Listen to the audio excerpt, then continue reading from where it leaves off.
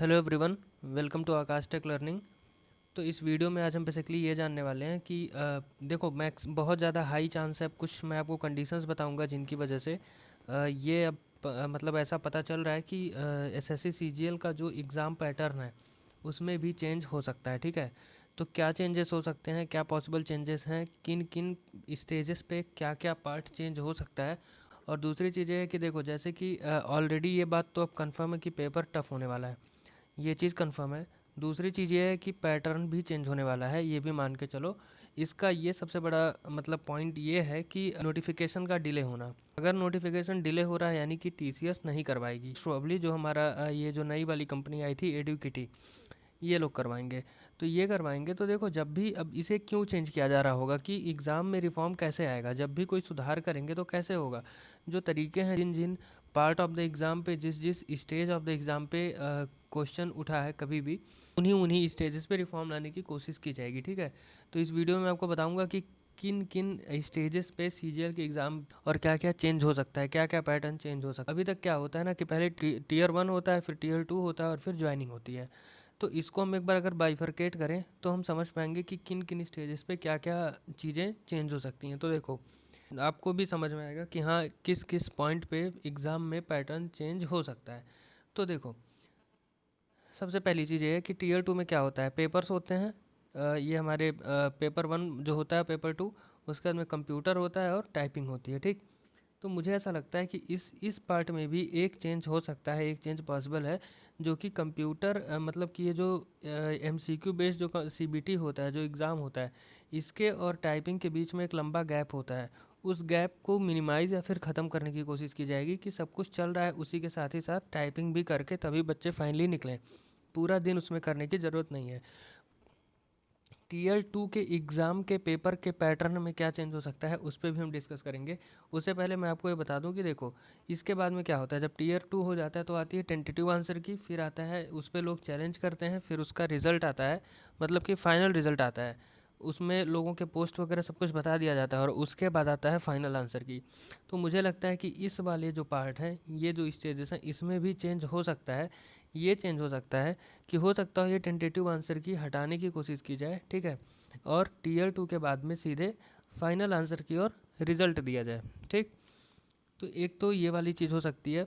इसमें से मतलब इसमें से किसी न किसी स्टेज को ज़रूर हटाने का प्रयास किया जाएगा कि यहाँ यहीं पे सारे के सारे पॉइंट्स उठते हैं कि एक बार टेंटेटिव आंसर की दिया और फिर उसका रिजल्ट दिया और फिर फाइनल आंसर की में पता चला कि काफ़ी चीज़ें चेंज हो गई और जो एक्सपेक्ट कर रहे थे कि हमें ये वाला पोस्ट मिलेगा वो नहीं मिलेगा, नहीं मिला।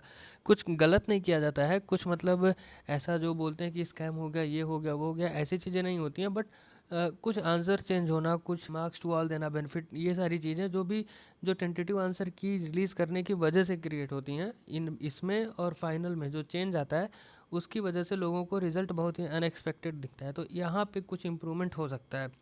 ठीक है, इसके बाद में क्या होता है कि देखो, अब आपको पोस्ट और डिपार्टमेंट रिजल्ट में पता चल गया।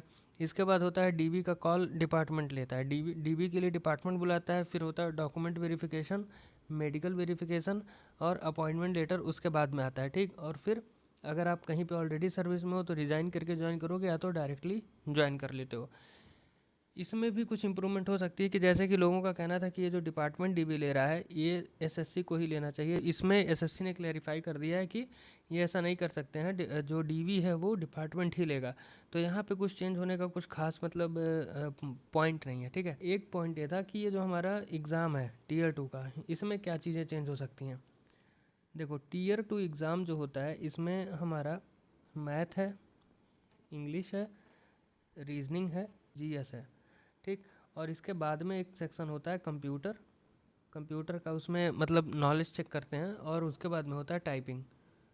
मुझे लगता है टाइपिंग एग्जैक्टली वही रहेगा, इसमें कुछ नहीं चेंज होने वाला है। 15 मिनट की वही जो सेम चल रही है वही होगा, क्योंकि पूरा का पूरा सॉफ्टवेयर ही चेंज करना पड़ता है। तो ये मतलब इसमें नहीं कुछ चेंज होने वाला है। दूसरी चीज़, हो सकता है कि जीएस को थोड़ा सा इम्प्रूव किया जाए, जो इस अजीब तरह के जो क्वेश्चंस आते हैं उन्हें हटाया जाए।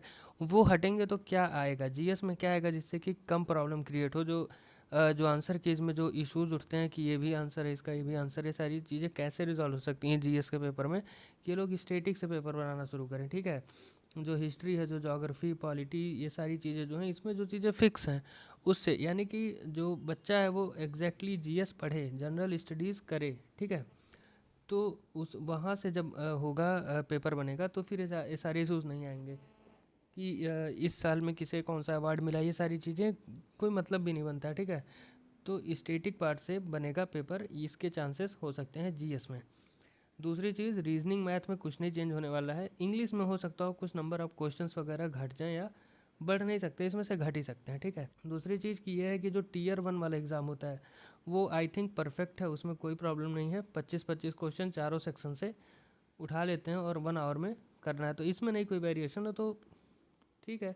इस वीडियो में मुझे आपको यही बताना था कि मतलब किस किस स्टेजेस पे क्या क्या चेंजेस होने की पॉसिबिलिटीज़ हैं। और हाँ, एक बात और बता दूं कि जितना ही ज़्यादा नोटिफिकेशन डिले हो रहा है, ठीक, नोटिफिकेशन जितना डिले हो रहा है उतना चांस है कि टीसीएस नहीं करवाएगी एग्ज़ाम। और अगर टीसीएस नहीं करवाएगी तो रिफॉर्म करने का मतलब ही यही है कि एग्ज़ाम के पैटर्न में कुछ चेंज करना, एग्ज़ाम के लेवल में चेंज करना, ठीक।